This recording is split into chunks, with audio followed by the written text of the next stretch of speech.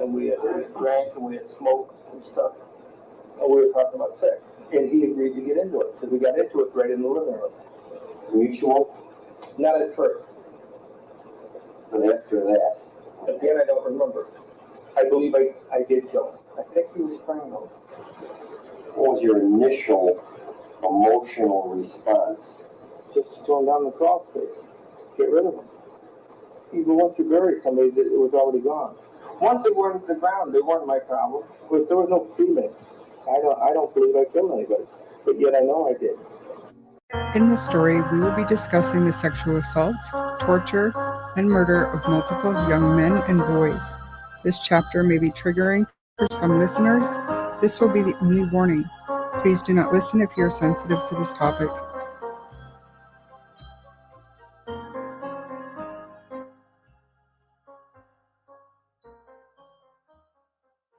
Hey everyone. This week I'm going to go over the killer clown case.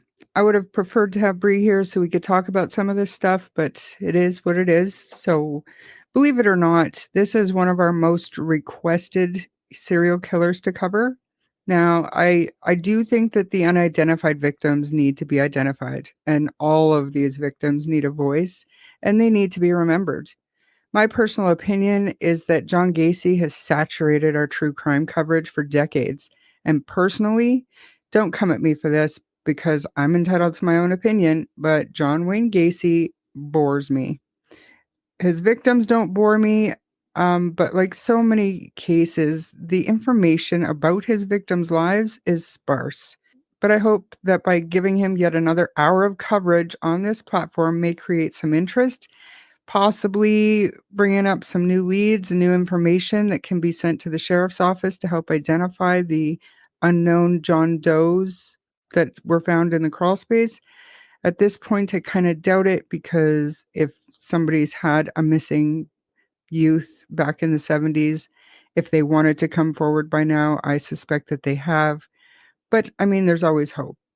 Gacy's life and who he was as a person is nothing to remember. I actually hate it when people call him the most prolific serial killer or the worst serial killer in history, blah, blah, blah, or even still referring to him using that moniker, the killer clown. I get that the sheer number of victims at that time set him apart, but this guy was such a liar and got so much media attention throughout his time on death row. At this point, he just annoys the shit out of me. Having said all that, I'm a people pleaser, and you have asked for this story to be told, so let's go. John Wayne Gacy. Let's talk about it. John Wayne Gacy was born on March 17th, 1942 in Chicago, Illinois. According to the book Killer Clown by Terry Sullivan and Peter Macon, Gacy seemed to have a regular childhood with the exception of his turbulent relationship with his father, John Wayne Gacy Sr. The authors describe the father as an unpleasant, abusive alcoholic who was prone to physically and verbally assaulting his children. They describe Gacy as deeply loving his father and desperately wanting to gain his approval and attention, but failing to win him over. John Wayne Gacy Sr. died on Christmas Day in 1965. Just a side note here, his dad died while Gacy was in prison, which I will get to here soon. But reports say that Gacy asked to attend the funeral, but the request was denied. And apparently Gacy was devastated about not being able to attend his father's funeral. That's tragic. Boo-hoo. Anyway, let's get on to stuff that matters. According to Gacy, he had a heart defect that caused him to randomly pass out as a child, and he was struck in the head by a swing when he was 14, knocking him unconscious. He also claimed that a friend of the family, a construction worker, used to teach him to wrestle, showing him submission moves that Gacy said generally consisted of placing his head between the man's legs, though he never thought of this as inappropriate or sexual, of course, until Robert Ressler asked him about it specifically. After attending 4 high schools during his senior year and never graduating, John Wayne Gacy dropped out of school and left Chicago for Las Vegas. While he was there, he worked part-time as a janitor for Palm Mortuary. Rumors spread after his arrest that Gacy was a necrophile and that he abused corpses during this time. even crawling into the crypts with the cadavers. But Gacy later laughed this off, saying the closest he'd ever come to sleeping with a dead body is when his final victim, Rob Peace's body, was in his house the night he was murdered. He'd failed to mention that he was sleeping with 27 bodies in his crawl space and around his house, but I digress. Actually, more than that, he had 27 bodies in the crawl space and then 2 other bodies found on his property, but again, I digress. I worked for Powell Mortuary, being the night man picking up bodies at the hospitals and stuff for them. I worked as a night man only. I did have nothing to do with the bodies. All this talk that I slept with the dead ones or had sex with dead bodies, there is no truth to any of that. You didn't live in the mortuary. I lived in the mortuary, yes, but not in the embalming room. I mean, they make it sound like I slept in the crypts with them, and I never climbed into a coffin or anything like that. That is so damn ridiculous. It's the same thing. The contention is that I slept all night with Robert Peace. If you want to say I slept in the same house with a dead body, okay, fine, I'll buy that. But in the same room, no. And besides, the dead won't bother you. It's the living you got to worry about. What an idiot, honestly. What a putz. In any case, he was unhappy in Vegas, so he returned to Chicago a few months later. During the 1960s, Gacy enrolled in a business college and developed a talent for salesmanship. He was a born salesman and he could talk his way in and out of practically any situation. Upon graduating, he went to work as a management trainee at the Nunn-Bush Shoe Company in downtown Chicago. He excelled in his position, and within weeks, he transferred to Springfield, Illinois, to manage a men's clothing outlet for the company, where he remained employed for almost a full year. Shortly after his promotion, Gacy married into a wealthy family and relocated with his new bride to Waterloo, Iowa. In 1966, at the request of his father-in-law, Gacy took over management of the family's chicken restaurant, which was a KFC. Gacy quickly became a well-known and liked member of the community.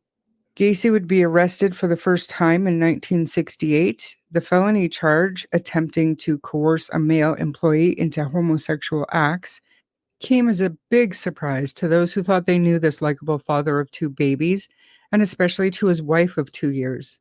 Gacy pled guilty to sodomy and was sentenced to 10 years in Iowa's State Men's Reformatory in Anamosa. His wife filed for divorce following the sentencing.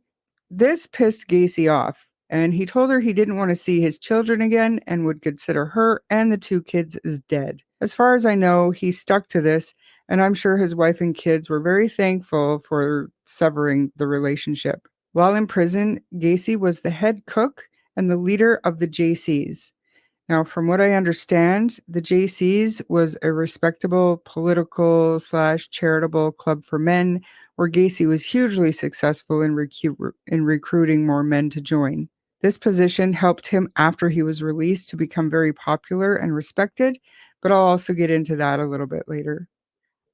After serving just 18 months of his 10-year sentence, Gacy was paroled on October 18, 1971, and returned to Chicago. Unknown to his parole officer, Gacy was actually arrested by Chicago police on February 12th, only 8 months after his release from prison, and he was charged with attempted rape and disorderly conduct. A gay youth had complained to authorities that Gacy had picked him up at the Greyhound station in downtown Chicago. He told police that Gacy took him back to his house and attempted to have sex with him. However, the charges were dropped when the boy failed to appear in court for the hearing. Shortly after returning to Chicago, Gacy went to work as a construction contractor.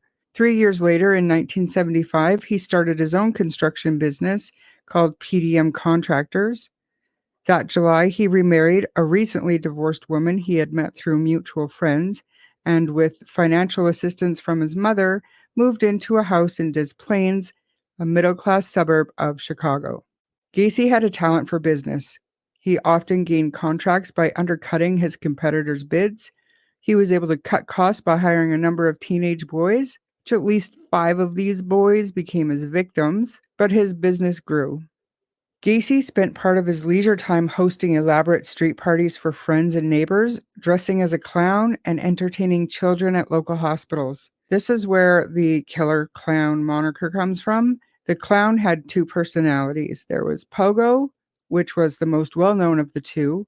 Pogo would entertain kids at children's hospitals or at parades or functions for kids, and the other less known and lesser used costume was that of Patches. Now, from what I understand, Patches would entertain at adult functions. I've heard stories that Gacy would brag about copping feels on women and men when he was dressed as Patches, saying, "A clown can get away with murder." Both of his costumes are on display at the Crime Museum on Alcatraz Island, creepy and very demented. There's no evidence to suggest that any of the murders were committed while he was dressed up or was quote unquote clowning, as he liked to call it. However, he did use some of the same tricks to subdue his victims as he would do on kids. Obviously, he was probably more playful when he was Pogo or Patches, but what a fucking creep. Like, honestly. Gacy also immersed himself into organizations such as the JCs and a local Democratic Party. As a Democratic precinct captain, he once had his picture taken with First Lady Rosalind Carter. He would organize functions and parades and was just well respected in the community. Come to find out, the way he was able to recruit so many people into the JC Club was by showing stag films, which are porn films if you don't know, and supplying weeds and quaaludes and alcohol during recruitment parties. Back then, all of this stuff was very taboo. Gacy's second wife divorced him in March of 1976.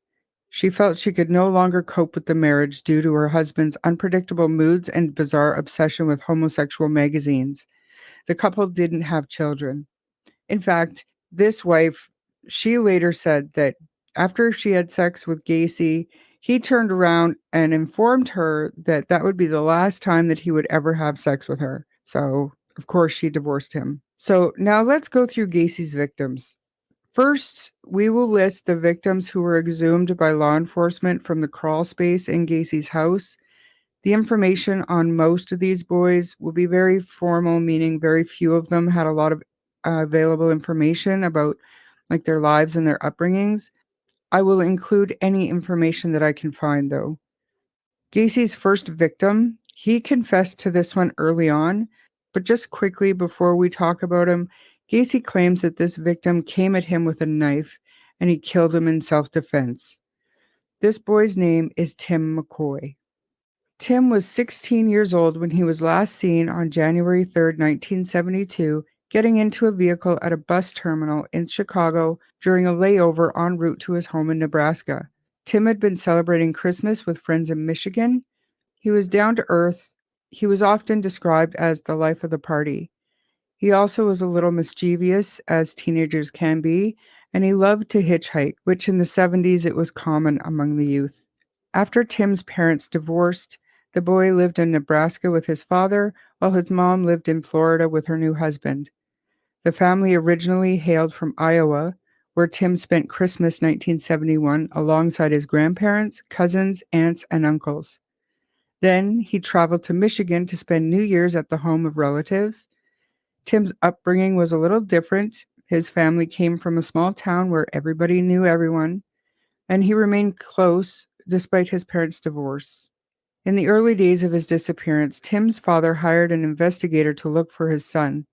After Gacy made the news, the family suspected that Tim might have been among his victims, and an aunt was put in charge of sending his dental records to the authorities. But the aunt never sent the record. She later explained that by saying she wanted to spare her family the horror of knowing the truth.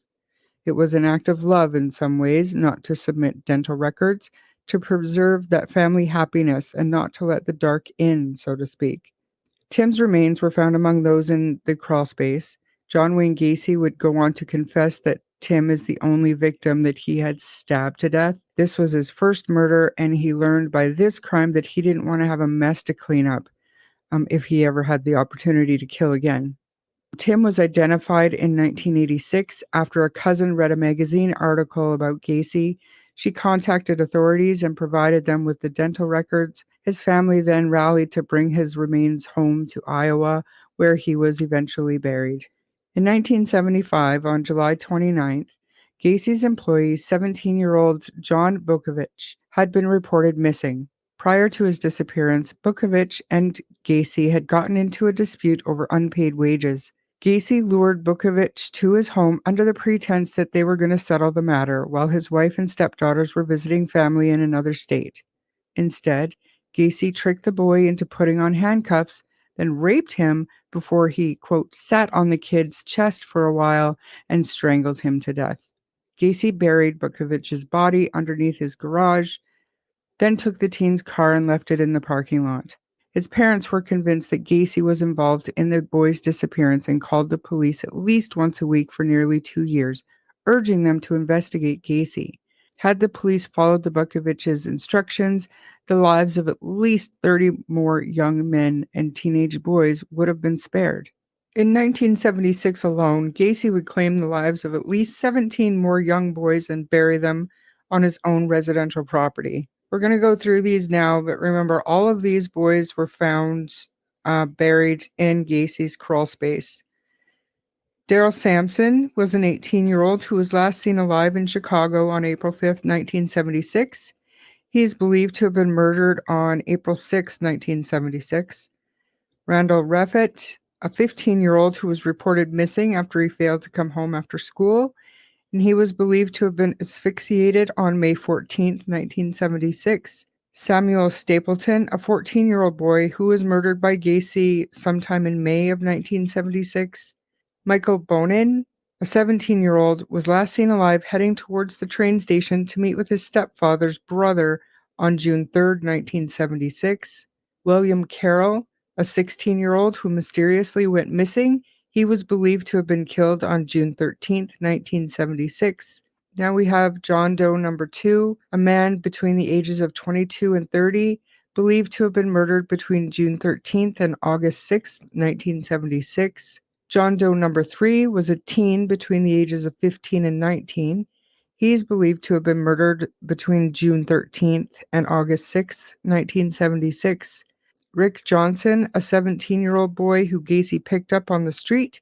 He was believed to have been murdered on August 6, 1976.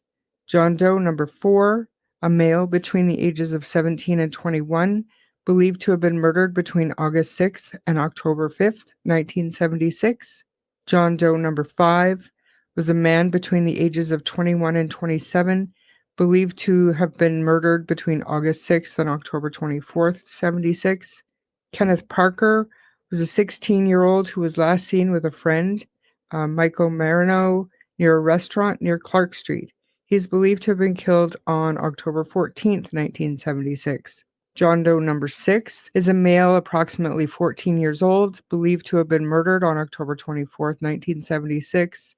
William Bundy, who was originally a John Doe, was a 19-year-old who left his home, never to be seen again. He's believed to have been murdered on October 26, 1976. Gregory Godzik, a 17-year-old employee with Gacy's construction company, is believed to have been murdered on December 12, 1976. In 1977, John Doe number 7 was a man between the ages of 22 and 32, believed to have been murdered between December 76 and March 15, 1977. John Zick, a 19-year-old employee of Gacy's who was murdered on January 20th, 1977.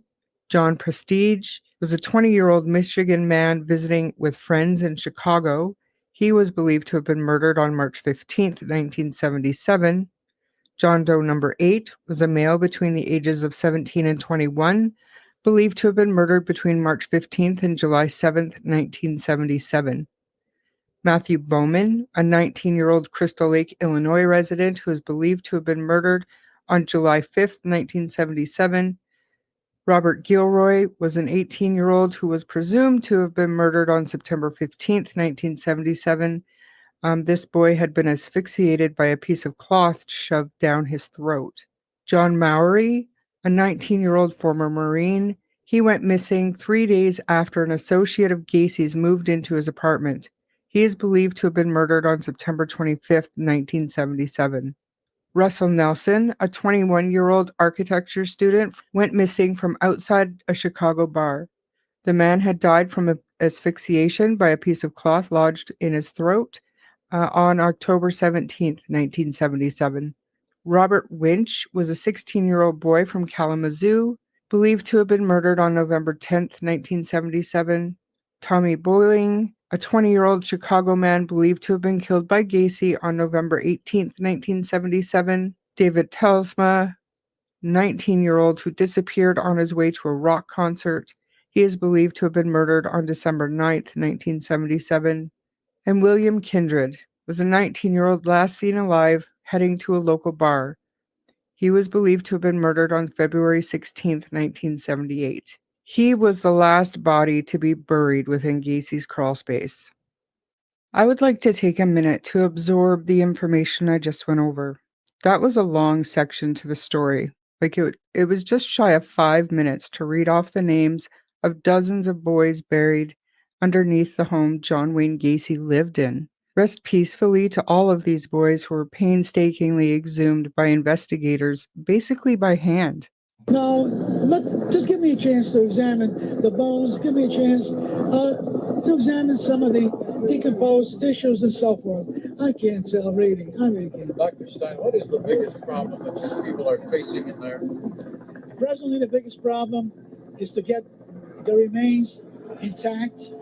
Make sure that we don't have any commingling. In other words, perhaps a couple of bodies together and you mix up the bones or something like that. And really, please understand this. Those poor guys down there are using literally their 10 fingers. Literally using their 10 fingers and trying to exhume the body because there's always the possibility of loss of trace evidence. So you can't use a shovel or something like that. That was the medical examiner outside of Gacy's home one night they did nightly press conferences just to let the media know how many bodies they'd uncovered that day. But could you imagine, if you dig hard enough on the internet, you can find the actual police video of the entire exhumation. Don't ask me why, but I have watched it. The video is old and is poor quality, but I can tell you that these men who were initially there looking for Rob Peast at the beginning of the search, you can hear in the video that they're serious and focused, but these officers, they're in good spirits. They were motivated and happy they had gotten the search warrant to find this boy who had only been missing for a few days at that point. As they uncovered more and more human remains, the mood of the officers becomes noticeably darker, more subdued, and just very sad.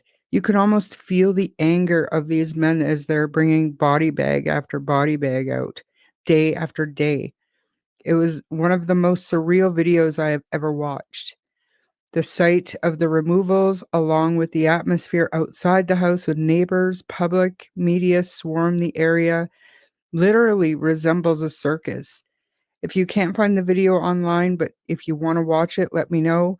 I'm not going to put it in the show notes. The quality is so poor. It actually has a warning at the beginning of the video because of the quality and the sketchiness, the flashing and stuff. So I won't put it in the show notes, but if you do want to see it, I don't mind sending you a link. You can email me or send a message over Facebook Messenger. Let's move on because we're far from done going over Gacy's victims. Those were just the ones found inside Gacy's house in that crawl space, aside from the first Bukovich, who was found in the garage under a concrete slab. So Jeffrey Rignall was lured into Gacy's car when he was hit in the face with a rag soaked with chloroform. The 26-year-old was tied up and repeatedly tortured. After the attack, Gacy dumped Rignall in a spot not far from where he was first picked up. Despite physical evidence showing that Rignall had been assaulted, police didn't appear to take him seriously. It was one of these cases where, men can't be raped and whatever, just total bigotry. Rignall then began his own investigation, even renting a car and staking out where Gacy had picked him up. And he waited until he saw Gacy's car. He followed Gacy's car.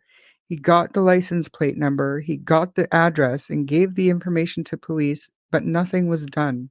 He brought all of the information to police on a silver platter, and they still didn't act. It was the prevailing attitudes of law enforcement in that decade that allowed this guy to get away with it for as long as he did. Basically, the victims we discuss from this point forward literally should have and could have been spared. So back in 1975, John Doe number 1, he was a boy with medium brown curly hair believed to be between 14 and 18 years old. He was strangled to death by Gacy in January of 1974. His body was housed in Gacy's closet and later buried in Gacy's backyard near his barbecue pit. Reporters have said that during the search of Gacy's home, investigators brought Gacy to the house where he marked the concrete with orange spray paint where they would find a body. According to the prosecutor, Gacy indicated which direction the head would be in relation to the feet, so the direction of the body was placed in the ground. However, later Gacy would say the orange spray paint simply showed where he had poured new concrete and nothing more. Like he had no idea there was a body there or who put the body there. Like, really? Okay, John, makes perfect sense. What an idiot. Timothy O'Rourke was a 20-year-old who had mentioned that he had recently been offered a job by a local contractor. He was believed to have been murdered between June 16th and 23rd in 1978. His body was recovered from the Des Plaines River. Frank Landigan, a 19-year-old found naked in the Des Plaines River, believed to have been murdered by Gacy on November 4th, 1978. James Mazzara, a 21-year-old found floating in the Des Plaines River, believed to have been murdered by Gacy on November 24th, 1978. And finally, Robert Peast, a 15-year-old who was last seen heading towards Gacy to talk to him about a job with PDM Construction. Believed to have been murdered on December 11th, 1978, his body was later recovered from the Des Plaines River. Robert Peast would be the last young man who was reeled in by Gacy. Robert had been working at a local pharmacy when he overheard Gacy talking about a big project his contracting company was taking on. Robert told his mother that he was going to talk to Gacy about getting this job. That was the last time Mrs. Peast would hear from her son. She filed a missing persons report with police and asked the pharmacist if he knew the contractor that Rob may have gone to talk to. The pharmacist told her that he may have gone to see John Wayne Gacy. Police went to Gacy's home to question him about the incident, but he claimed that he had never spoken with Rob and agreed to come down to the station for further questioning. Gacy showed up to the Des Plaines police station at 3:20 a.m. the next morning, covered in mud. He also alleged that he had gotten into an auto accident on the way. He was informed that the detective had gone home for the evening and told to come back later that day. Gacy remained adamant, though, or offered the boy a job. In spite of his claims, lead investigator James Pickell was convinced that Gacy was responsible for Peast's disappearance. Pickell was able to uncover Gacy's sealed record from Iowa and was granted a search warrant by a Chicago area judge. Recovered from Gacy's home were a collection of driver's licenses, a 1975 class ring that was later determined to belong to victim Zick, male clothing that was much too small to have fit Gacy, a board with holes drilled into it, reading material, a pistol, and a receipt from the pharmacy that Robert had been working at. On December 5th, 1977, police were able to get in touch with Jeffrey Rignall, who was at that time pursuing a battery charge against Gacy. Rignall claimed that as he was walking home from the bar, Gacy pulled over and offered him a ride. Rignall got into the car where Gacy held a rag that was soaked with chloroform to his nose and mouth, causing Rignall to lose consciousness. Gacy then took Rignall to his house and offered him a drink before again holding the chloroform-soaked rag to his face. Rignall awoke to find himself shackled to a board suspended from the ceiling. The board had holes for his arms and head. Gacy was standing in front of him, masturbating, then forced his penis into Rignall's mouth. Rignall again lost consciousness and awoke to an object being inserted into his rectum as Gacy barked, "You love it," to him repeatedly. Rignall lost consciousness for a third time and awoke to find himself battered and bleeding in the middle of Lincoln Park. Gacy was under heavy surveillance throughout this time. He was even brazen enough to invite the officers out for dinner with him or to the bar for a drink, all the while maintaining that he had nothing to do with Robert Peast's disappearance. He claimed that the accusations had to do with his political ties and often taunted police officers by purposely breaking traffic laws right in front of them. Police canines were trained to pick up any indication of Peast's presence and were set loose on Gacy's fleet of vehicles, which would include his work vans. The dogs all climbed inside of Gacy's Oldsmobile and laid on the seat, indicating that Peast's body had been within the vehicle. Gacy invited detectives out for breakfast one morning. He entertained the officers with stories of his life as a contractor and how he had also worked with a clown troupe for various fundraisers. He was arrogantly bragging to the officers. Gacy may have found the cat and mouse game he was playing to be amusing, But little did he know that investigators were able to track down the cashier listed on the pharmacy receipt that was found in Gacy's possession. The clerk claimed that she had worn Robert Peace's coat and that she had placed the receipt in the pocket before returning the coat to Robert prior to him leaving the store that day, proving that Peace had been in Gacy's home, contrary to his denial that he had never met with the boy. An employee of Gacy's was called in for questioning, and he admitted to officers that Gacy had the young man spread 10 pounds of lime around his crawl space. After the initial questioning of the employee, Gacy had invited officers into his home. While using his restroom, one of the officers noticed a distinctive odor of human decomposition emanating from Gacy's heating ducts. Police called the employee back for more questioning, and he speculated that Gacy may have put bodies in his crawl space. It would seem that the walls were closing in on Gacy, and the real monster hiding underneath that clown makeup was beginning to show. The stress of the intense police surveillance was beginning to get to Gacy. On December 20th, 1977, Gacy stumbled into his lawyer, Sam Amarante's office, drunk as a skunk, and made a full confession. Obviously, the police were waiting for Gacy while he was in with his lawyer, and when he left, the lawyer came out and said that he couldn't tell them why, but not to let Gacy go. Gacy was arrested the following day on a minor drug charge when he was seen passing drugs to a minor, and police were able to obtain a search warrant to investigate the house, the crawl space, and the property. While in police custody, Gacy confessed to the murders and even drew out a map to where some of the other bodies were located, but he refused to sign anything. Gacy was charged with 33 counts of murder, the most ever attributed to one person within the country at that time. The trial of John Wayne Gacy began on February 6, 1980, in the Cook County Criminal Court Building in Chicago. The prosecution team was led by William Kunkel, who was assisted by Robert Egan and Terry Sullivan. A number of acquaintances and family members testified against Gacy, including a former roommate, Michael Reed, who lived with Gacy in the midst of his killing spree. Gacy had met Reed at a bar and engaged in sex with him, and he paid Reed for sexual favors and gave him a job with the construction company. A short time after their meeting, Reed moved in with Gacy and alleged that while working in Gacy's garage one evening, Gacy had struck him with a hammer, knocking him unconscious. When he came to, he saw Gacy standing over him with the hammer still in his hand and his arm raised as if he was going to hit him again. Gacy apologized and said he didn't know what had come over him. A similar incident had also occurred when Gacy and Reed attempted to burglarize a home. Gacy's second wife, Carol, also testified. She claimed to have noticed a strange smell coming from the crawl space after she hadn't been home for several days. When she left again and then returned a few days later, she had noticed that the smell was gone. Gacy employees testified about sexual advances he'd made to them and about his directing them to dig out parts of his crawl space. Other prosecution witnesses discussed Gacy's confession, in which he described using a rope trick to kill his victims.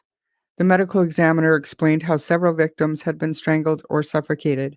Flooring, including the trap door used to enter the crawl space in Gacy's house, was set up as a state exhibit. It remained in the courtroom for the rest of the trial. Gacy's attorneys argued their client had been mentally ill and could not be held criminally responsible for his 33 murders. They said he should instead be institutionalized.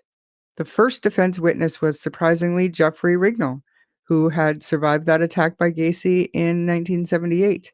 Rignall recounted how he'd been chloroformed and taken to Gacy's house where he was sexually assaulted and tortured due to, quote, the beastly and animalistic ways Gacy attacked me.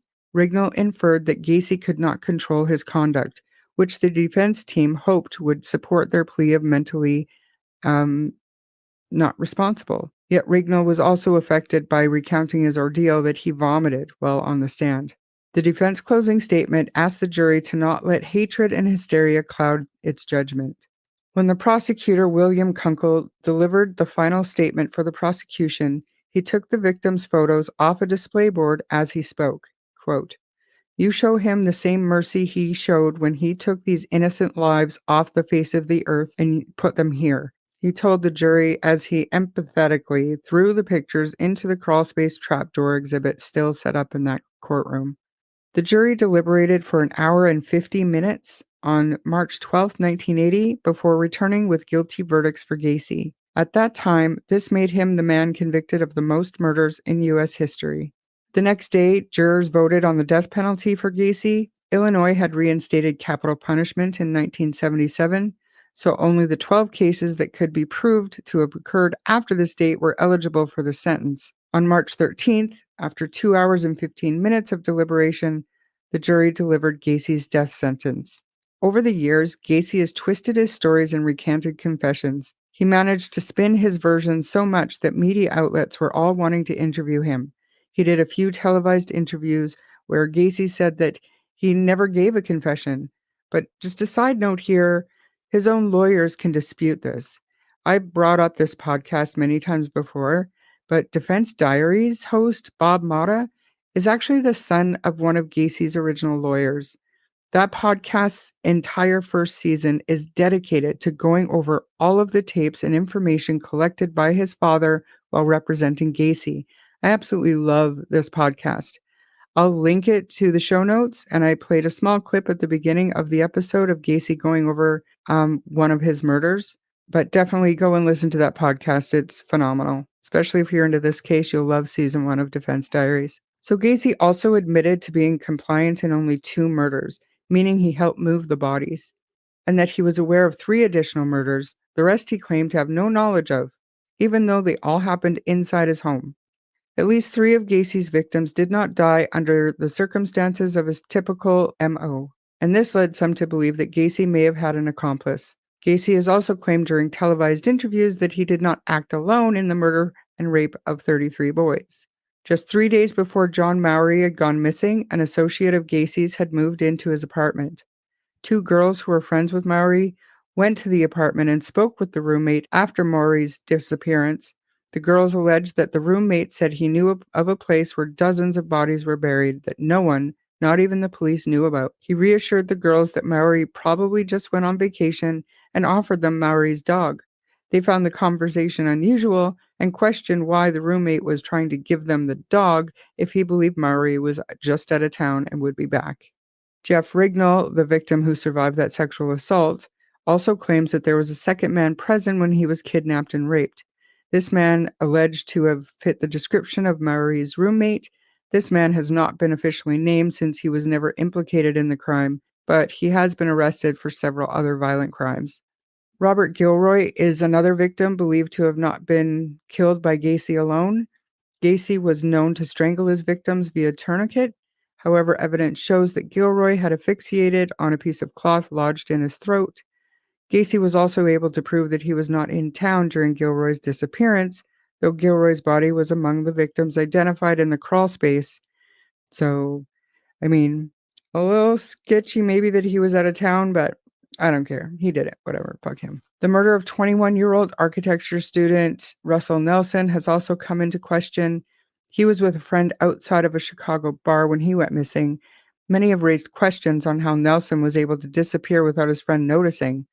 Like Gilroy, Nelson was also found with a cloth lodged in his esophagus. Having said all of that, as of 2023, there's still no evidence to support any charges of any potential accomplice to Gacy's crimes. So in 2011, the Cook County Prosecutor's Office exhumed the remains of 8 victims, including John Doe number 5, who was identified as Francis Alexander. He had been buried without police knowing who he was. They called on anyone who had a male relative disappear in the Chicago area in the 1970s to submit DNA. That was the time when Gacy was luring the young men and boys into his home to eventually kill them. Within weeks, the sheriff's office announced that they had identified one set of remains as those of William Bundy, the 19-year-old construction worker. In 2017, it identified a second set as those of 16-year-old Jimmy Hackinson, who disappeared after he phoned his mother in Minnesota and told her that he was in Chicago. To date, authorities are still working to identify the remains of 5 John Does found in Gacy's crawl space. People can still go onto a website to submit tips or have familial DNA tested for those families who may be looking for answers for a missing loved one who would have went missing in the 1970s. The website is cookcountysheriff.org. You can search it on the internet. It's very easy to find. You're just looking for the unidentified victims of John Wayne Gacy. I strongly also recommend watching Joe Berlinger's documentary, Conversations with a Killer on Netflix, Joe actually puts a spotlight on all of this information, giving special attention to the remaining unidentified John Does found in Gacy's crawl space. Gacy's death sentence appeal lawyer, Karen Conti, said that he never expressed any concern about his death. She said she didn't sense he even realized that it was going to happen. Instead, she said, in the months leading up to his execution, Gacy was far more concerned with his money matters. The state of Illinois had sued Gacy for money that the killer had earned from various revenue streams while he was on death row. Among them are the artwork he'd produced, including the self-portraits as Pogo the Clown. He had a 900 number in which pre-recorded Gacy argued his innocence to a paying caller. According to the state, Gacy was fiscally responsible for covering his incarceration, but Gacy wanted to leave his earnings for his family.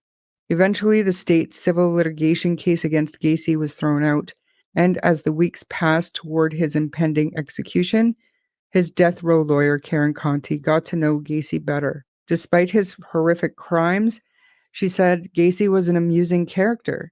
He had a pen pal who said she was in love with him, and she asked, "John, are you going to marry that woman?" And he said, "No way. That woman has 3 children and they're all in the penitentiary. Do you think I'm going to marry into a family like that?" Really? God.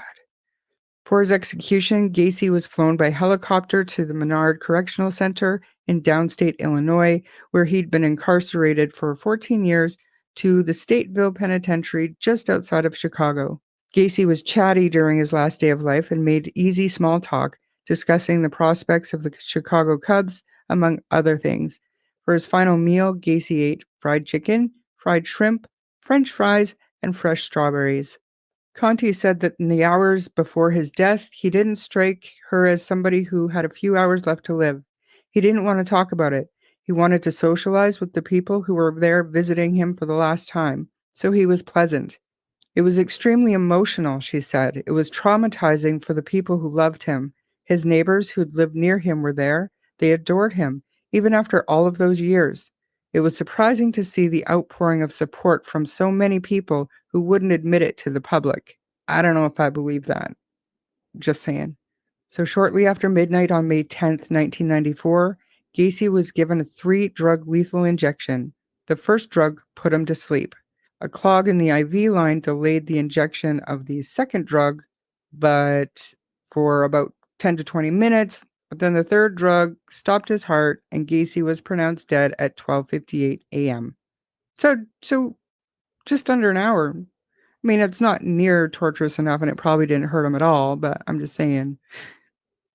Small victory there. Good. So there you have it. Another show that I want to bring up. I know when we did the Paul Bernardo and Carla Homolka episode, Bria talked about watching the movie Carla, and perhaps she was too young to watch that movie because from then forward it kind of triggered her, and the actor that played Paul Bernardo in that movie did such a good job that she could never see him in any other role. She always reverted back to that Carla role with him.